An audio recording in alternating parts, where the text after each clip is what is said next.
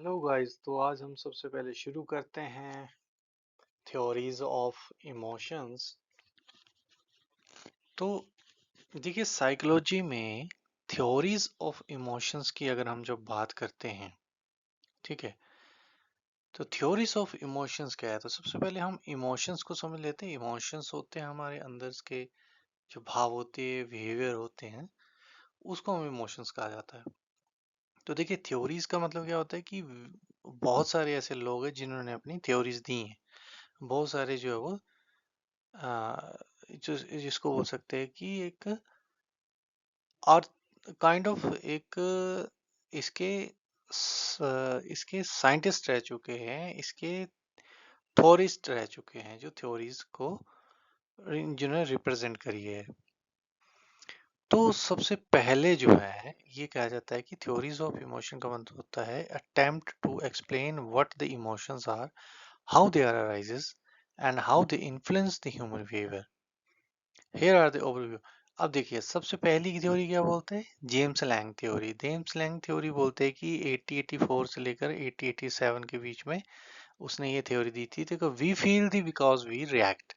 वो कह रहा है कि जब हम फील हम तभी करते हैं जब हम रिएक्ट होते हैं, जब कोई रिएक्शन होता है तभी मतलब हम लोग पता चलता है कि ये जो इमोशंस हैं, ठीक है। तो इसका कंसेप्ट क्या बोलते हैं कि emotion is the result of the psychological arousal. तो वो बोल रहा है कि साइकोलॉजिकल अराउजल होता है इसमें। उसका तो फ्लो क्या बोलता है, इसका फ्लो बोलता है कि इवेंट जब होता है तो बॉडी रिएक्शन करती है। फॉर एग्जांपल कहते हैं हार्ट रेसेस, कि जब हार्ट धक धक धक धक जब होता है तब इमोशंस होता है कि क्या, फियर। कि अगर हमें कुछ डर लगे तो हमें कैसे लगा, हमारा दिल धक धक करता है तो हमें क्या होता है, डर पैदा। जो डर है वो इमोशन है, ठीक है। तो इसका ये फ्लो है। एग्जाम्पल के लिए बोलते हैं कि you see the snake your body trembles. तो कहते हैं कि जब आपको कोई सांप दिखता है तो हम आपकी बॉडी जो है वो ऐसे थरथराने लगती है, ऐसे मतलब पूरा हिल जाते हैं आप। देन यू फील फियर, तब आपको लगता है कि नहीं नहीं यार मुझे डर लग रहा है, ठीक है। इमोशन फ्रॉम बॉडली चेंजेस, तो कहते हैं कि बॉडली को जो चेंज करता है, जो बॉडी चेंजेस होते हैं, उसका जो है वो कहते हैं जेम्स लैंग थ्योरी, इस तरह के बोला जाता है। दूसरा Cannon Bard theory. Cannon Bard theory जो 1927 की ये थ्योरी है। तो ये बोलते हैं कि emotion and body changes happen together. ये बोलता है कि दोनों साथ साथ में होते हैं, इमोशंस एंड बॉडी चेंजेस दोनों साथ साथ में होते हैं। जैसे साथ में बॉडी चेंजेस भी होंगे, साथ में इमोशंस भी होंगे। कैनन बार्ड थ्योरी का इतना सा है। इसका कंसेप्ट क्या बोलता है, जब brain process emotion the physical response simultaneously, no one the after the others. वो कह रहा कहता है कि जैसे जब जब भी इमोशंस होगा आपका, ठीक है, इमोशंस फिजिकली और जो इमोशनली दोनों का सेम ही होगा, साइमल्टेनियसली सेम ही होगा, ठीक है। आदर नहीं होगा, ना उसके पहले होगा ना बाद होगा। जैसे जेम्स लैंग थ्योरी बोलता है कि पहले क्या होगा, पहले रिएक्शन होगा, बॉडी रिएक्शन होगा, तभी जो है वो उसमें इमोशन निकलेगा। यहाँ पे ये बोलता है कि बॉडी रिएक्शन और इमोशन दोनों साथ साथ में होंगे, साइमल्टेनियसली होंगे। फ्लो क्या बोलता है कि जब इवेंट होता है तो ब्रेन एक्टिवली होता है, हमारा ब्रेन जो है एक्टिविटी करता है, emotion plus arousal at the same time में होता है। एकदम से ब्रेन को सिग्नल सिग्नल आएगा और अंदर से हमारे डर भी होगा और हम बॉडी मतलब हम भागेंगे भी, ठीक है। अब इसका एग्जांपल देख लेते हैं कि when you see the snake, वो कहते हैं कि जब आपने सांप देखा, यू फील फियर, हमें एकदम से फील फियर हुआ, हमारे माइंड ने कैप्चर कर किया कि हमने heart is races and same time. और फिर रेस हुआ तो क्या हुआ, हमारा हार्ट, दिल जो धड़कने लगा। तो ये बोलता है कि दिल हमारा धड़कने लगा। इसका आइडिया बोलता है कि thalamus sends signal to the brain and body simultaneously. तो इसमें क्या होता है कि बोलते हैं कि जब ब्रेन को सिग्नल जाएगा एकदम से, तो दोनों चीजें साथ में होंगी, फिजिकल रिएक्शन भी होगा और इमोशंस भी होंगे, ठीक है। थर्ड चलते हैं। तो थर्ड बोलता है कि इसको बोलते हैं Sachar singer theory. Two factor theory भी इसको कहा जाता है। 1962 की थ्योरी है ये। इसमें बोलते हैं कि emotion arousal plus cognitive level, ठीक है। ये कहता है कि इमोशनल अराउजल भी होगा प्लस कॉग्निटिव लेवल भी होगा। कंसेप्ट क्या बोलता है इसका, इसका कंसेप्ट ये बोलता है कि जब emotion depend on the psychological arousal and interpretations, ठीक है। अब देखिए हम आगे इसको समझते हैं। देखो हम थोड़ा सा ये ऐसे लग रहा है ऐसी लैंग्वेज जो है, बट इसको जब हम फ्लो समझेंगे आपको समझ आ जाएगा। देखो, इवेंट होगा, इवेंट मतलब कुछ हरकत होगी, अराउजल होगा, इंटरप्रिटेशन होगी, फिर इमोशंस होगा, ठीक है। अब इसको एग्जांपल से समझ लेते हैं। यू सी द स्नेक, जब हमने कोई सांप देखा या हमने कोई मान लो कोई फियर बियर देखा, भालू देखा हमने, या हमने सांप देखा, योर हार्ट इज रेसिस, हमारा हार्ट जो क्या करेगा, धक धक करेगा जब हमें सांप दिखेगा डर के मारे। You think this is a dangerous, और जब आप सोचोगे, ठीक है, साइकोलॉजिकल क्या है, फिजियोलॉजिकल क्या है, सॉरी साइकोलॉजिकल नहीं, फिजियोलॉजिकल क्या है कि आपको फील होगा कि नहीं यार ये खतरनाक चीज है, यू फील फियर, तब आपको जो फील होगा। देखो, जब भी हमें देखो भालू दिखेगा, आपको पता है कि भालू नोच खाएगा हमें, बट आप सोचेंगे ना कि भालू नोच खाएगा, आप दोस्ती करने तो वो आ नहीं रहा है, ठीक है। और स्नेक जब आपको दिखेगा और जब आपकी तरफ वो बढ़ेगा तो आपका दिल धक धक करेगा, अब आपको पता वो आपके पप्पी करने तो आपको आ नहीं रहा, ठीक है।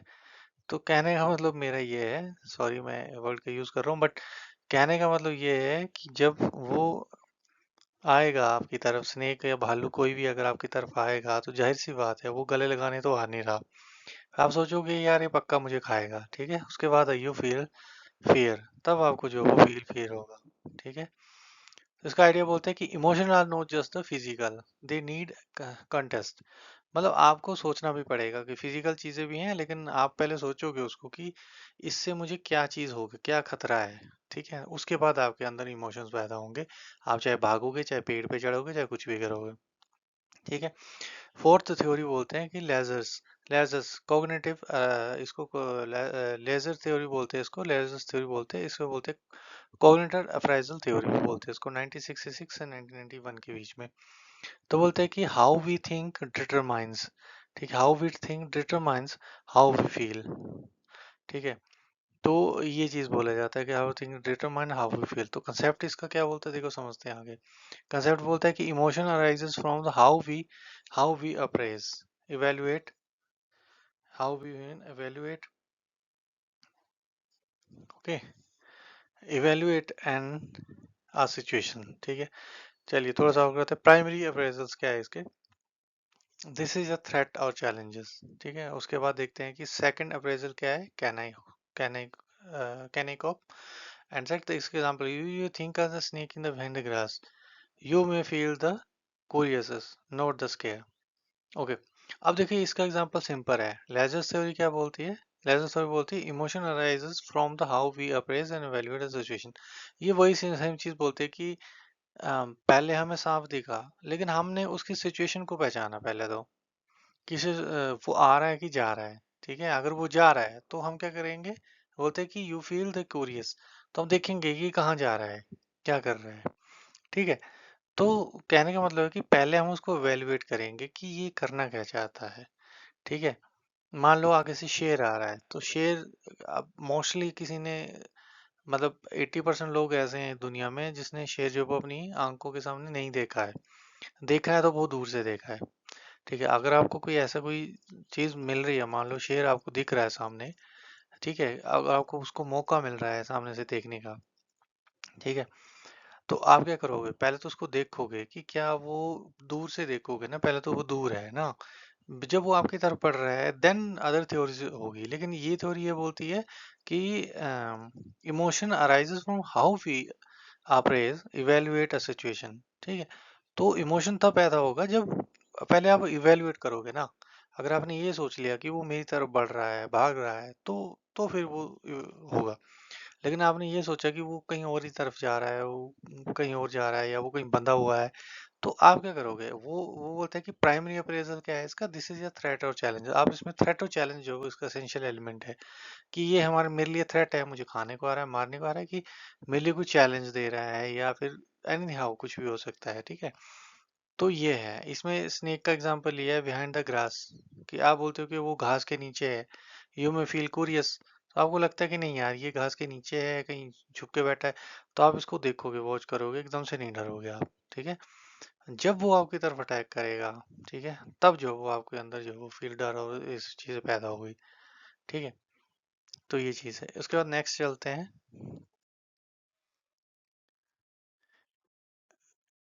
इवेल्युएशनरी थ्योरी, ठीक है, जिसको हम डार्विन की थ्योरी भी बोलते हैं, कि एकमैन थ्योरी भी बोलते हैं। इमोशन आर सर्वाइवल टूल्स, ठीक है। तो इसका कंसेप्ट क्या है, emotion are the biologically hardwire to the aid survival. Example क्या है, fear help to escape danger, and disgust the protects us from the contamination. ठीक है, basic emotion are universal, fear, anger and happiness. तो ये बोलता है कि यार बायोलॉजिकल हार्डवायर्डनेस बोलता है कि यार जो इमोशन पैदा होते हैं कैसे होते हैं, सर्वाइवल, सबको अपनी जान प्यारी है। ठीक है, डार्विन थ्योरी यही बोलती है टू एड द सर्वाइवल, कि खुद को बचाने के लिए हर कोई भागेगा।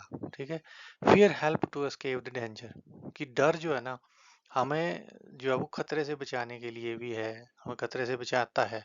ठीक है, तो बोलते हैं कि discuss the protect us from the contamination. तो ये जो इमोशंस पैदा होते हैं, कई बार क्या होता है कि हमारे ये इमोशंस, अगर हमारे अंदर इमोशंस नहीं है तो हम नहीं डरेंगे, बिल्कुल डेफिनेट सी बात है। हमारे अंदर इमोशंस है तो कई बार बोलते हैं कि ये यूनिवर्सल है, ये सब में है। हमें कोई शेर दिखेगा हमारी तरफ बढ़ रहा है, चीता दिखेगा हमारी तरफ बढ़ रहा है, भालू दिखेगा हमारी तरफ बढ़ रहा है, तो क्या है, यूनिवर्सल है, यूनिवर्सल है, भी डरेंगे हम अगर हमारे अंदर इमोशंस है तो इमोशंस क्या है, ये कि यूनिवर्सल है। उसने ये कहा है कि इमोशन जो है वो आर द यूनिवर्सल टूल है। ठीक है, सिंपल सा है। उसके बाद बोलते हैं कि फेशियल फीडबैक थ्योरी। तो फेशियल फीडबैक को our face shape our feeling concept में बोलते हैं facial expression can be influence the emotions.